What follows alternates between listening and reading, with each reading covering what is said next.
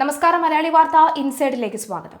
ആഗോള അയ്യപ്പ സംഗമത്തിനെത്തിയവർ താമസിച്ചത് bar ഹോട്ടലിലാണെന്നും CPM സഹകരണ സ്ഥാപനത്തിനായിരുന്നു ഇവന്റ് മാനേജ്മെന്റ് കരാർ എന്നുമുള്ള ഞെട്ടിക്കുന്ന വിവരങ്ങൾ പുറത്തുവന്നതിന് പിന്നാലെ വിഷയത്തിൽ ഹൈക്കോടതി അന്വേഷണത്തിന് അടുത്തയാഴ്ച ഉത്തരവുണ്ടായേക്കും. CPMന്റെ സഹകരണ സ്ഥാപനമായ ഊരാളുങ്കൽ ലേബർ കോർപ്പറേറ്റീവ് സൊസൈറ്റിയുടെ കീഴിലുള്ള Indian institute of infrastructure and construction എന്ന സ്ഥാപനത്തിന് അയ്യപ്പ സംഗമം നടത്തിയ വകയിൽ നൽകാനുള്ളത് 4.04 കോടി രൂപയാണ്. ആഗോള അയ്യപ്പ സംഗമത്തിലും CPM പുട്ടുകച്ചവടം നടത്തിയെന്ന റിപ്പോർട്ട് ഹൈക്കോടതിക്ക് നൽകിയത് ജില്ലാ ജഡ്ജി റാങ്കിലുള്ള സ്പെഷ്യൽ കമ്മീഷണറാണ്. അതുകൊണ്ട് തന്നെ CPMന്റെ വെട്ടിപ്പിൽ അന്വേഷണം വന്നേക്കും.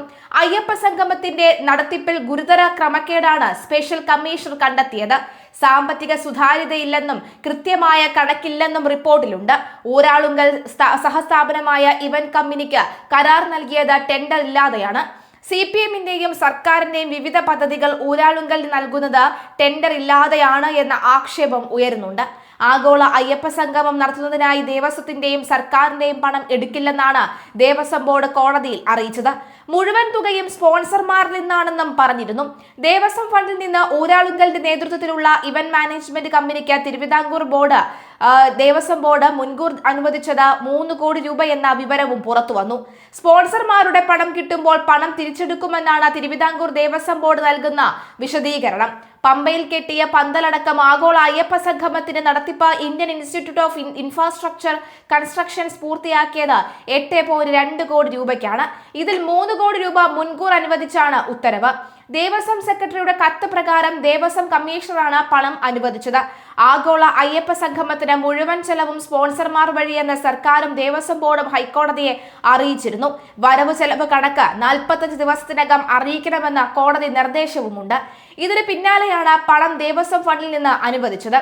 ചട്ടവിരുദ്ധമായി ഒന്നുമില്ലെന്നാണ് ദേവസ്വം ബോർഡ് പറയുന്നത്. പണം നൽകാൻ ബജറ്റ് നിർദ്ദേശമുണ്ട്. സംഗമത്തിന് സ്പോൺസർമാരുമുണ്ട്. ഇവരിൽ നിന്ന് പണമെടുത്ത മുറയ്ക്ക് തിരിച്ച് വയ്ക്കും. ആസ്തി വികസനത്തിനുള്ള സർപ്ലസ് ഫണ്ടിൽ നിന്നാണ് ബോർഡ് പണം ഇവന്റ് മാനേജ്മെന്റ് കമ്പനിക്ക് നൽകിയിട്ടുള്ളത്.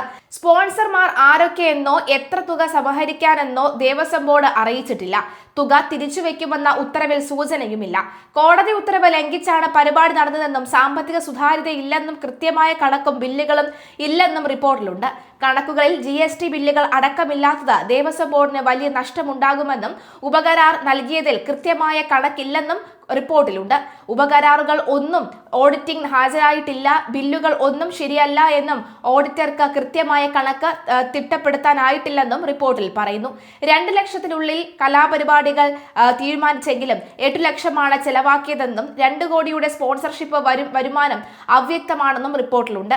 VIP-കളുടെ ഭക്ഷണ വിതരണ ചെലവിലും കണക്കില്ല. പാരാമത്ത് പണികൾ നൽകിയത് ടെൻഡർ ഇല്ലാതെയാണ്. കൈകാര്യ ചെലവായി 10% അധിക തുക ഏകപക്ഷീയമായി കരാറുകാർക്ക് അനുവദിച്ചു. ഇനം തിരിച്ചുള്ള ചെലവ് ഉപകരാർ ഏറ്റെടുത്തവർ നൽകിയില്ല. അതിനാൽ കൃത്യമായ കണക്ക് പരിശോധിക്കാൻ ആയില്ലെന്നും റിപ്പോർട്ടിലുണ്ട്. ബാർ ഹോട്ടലിലാണ് സംഗമത്തിലുള്ളവർ താമസിച്ചത്. ബാർ ഹോട്ടലിൽ ബില്ലും സമർപ്പിച്ചിട്ടുണ്ട്. ബാർ അറ്റാച്ച്ഡ് ഹോട്ടലുകൾക്കടക്കം തുക നൽകാനുമുണ്ട്. കുമരകം ഗോകുലം ഗാർഡൻ റിസോർട്ടിന് 12,88,168 രൂപ, ഗവൺമെന്റ് എക്കോ ലോഡ്ജിന് 39,018 രൂപ, കുമരകം ഗ്രീൻഫീൽഡ്സിന് 18,05,131 രൂപ, തിരുവനന്തപുരം ഗസ്റ്റ് ഹൌസിൽ 15,800, KTDC Kumarakom gateway 64,376, KTDC waterscapes Kumarakom 29,831, Sreevalsam grands Pathanamthitta 26,942, Taj Kumarakom 52,04,776, wild mist homestay Munnar 25,300 എന്നിങ്ങനെയാണ് മറ്റ് റിസോർട്ടുകൾക്കും ഹോട്ടലുകൾക്കും നൽകാനുള്ള തുക.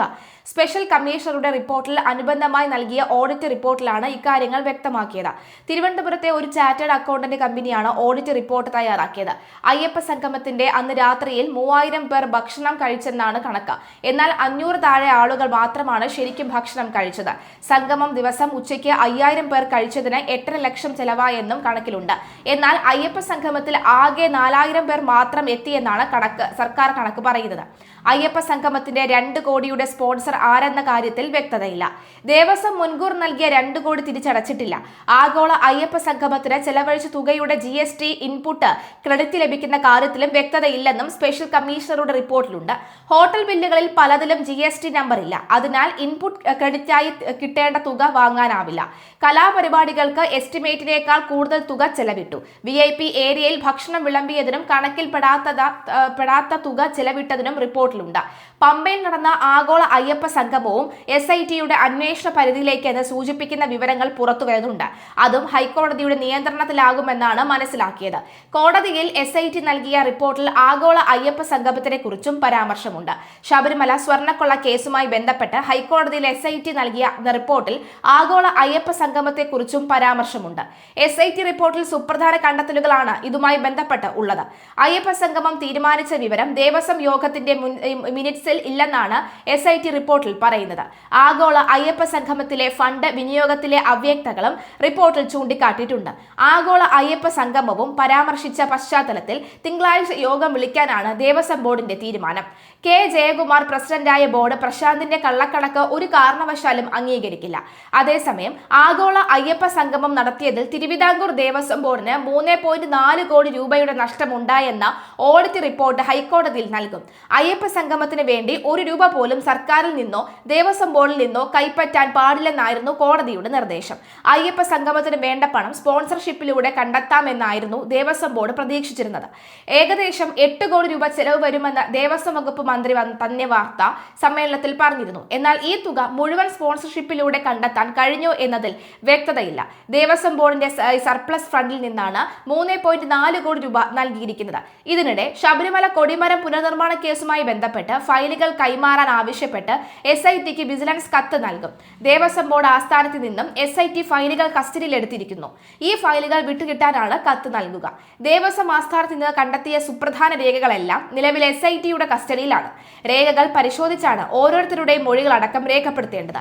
പ്രത്യേക അന്വേഷണ സംഘത്തിന്റെ ചുമതലയുള്ള ഈ SP മഹേഷ് SITക്ക് കത്ത് നൽകും. കഴിഞ്ഞ ദിവസം ശബരിമല കൊടിമര നിർമ്മാണത്തിലെ സ്വർണം സ്വീകരിച്ചതിൽ മുൻ അഡ്വക്കേറ്റ് കമ്മീഷണർ ASP കുറുപ്പ് ചട്ടലംഘനം നടത്തിയെന്ന് കണ്ടെത്തിയിരുന്നു.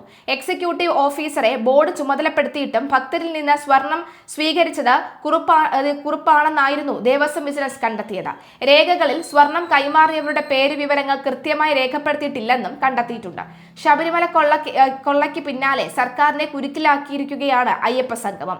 അയ്യപ്പ സംഗമത്തിൽ 3 കോടി 40 ലക്ഷം രൂപ ദേവസ്വം ബോർഡ് നഷ്ടമായെന്ന് കാണിക്കുന്ന ഓഡിറ്റ് റിപ്പോർട്ട് കോടതിയിൽ എത്തിയതോടുകൂടി വീണ്ടും ശബരിമല വിഷയത്തിൽ പ്രതിസന്ധിയിലായിരിക്കുകയാണ് സർക്കാർ. 1 രൂപ പോലും സർക്കാരിനോ ദേവസ്വം ബോർഡിനോ ചെലവ് വരില്ല എന്ന് ഹൈക്കോടതിയിൽ സത്യവാങ്മൂലം നൽകിയാണ് സർക്കാർ അയ്യപ്പ സംഗമത്തിന് അനുമതി വാങ്ങിയത്. എന്നാൽ ആ സത്യവാങ്മൂലം പോലും ലംഘിക്കപ്പെട്ടു എന്നതിന്റെ കണക്കുകളാണ് ഇപ്പോൾ പുറത്തുവരുന്നത്. അടിയന്തര സാഹചര്യത്തിൽ ഉപയോഗിക്കാനായി തിരുവിതാംകൂർ ദേവസ്വം ബോർഡിലുള്ള സർപ്ലസ് ഫണ്ടാണ് അയ്യപ്പ സംഗമത്തിന് ചെലവാക്കിയിരിക്കുന്നത് എന്നാണ് കണ്ടെത്തൽ. അയ്യപ്പ സംഗമത്തിന്റെ മിനിറ്റ്സ് പോലും ഇല്ലായിരുന്നു എന്നത് സർക്കാരിനെയും ദേവസ്വം ബോർഡിനെയും കൂടുതൽ കുരുക്കിലാക്കുന്നു. എന്നാൽ ദേവസ്വം ബോർഡിനെ പഴിചാരി രക്ഷപ്പെടാനാണ് സർക്കാർ നീക്കം. വിജിലൻസ് ആൻഡ് അസോസിയേറ്റഡ് എന്ന ചാർട്ടേഡ് അക്കൗണ്ട് നടത്തിയ സ്വതന്ത്ര ഓഡിറ്റിലാണ് അഴിമതിയുടെയും കെടുകാര്യസ്ഥതയുടെയും വിവരങ്ങൾ പുറത്തുവരുന്നത്.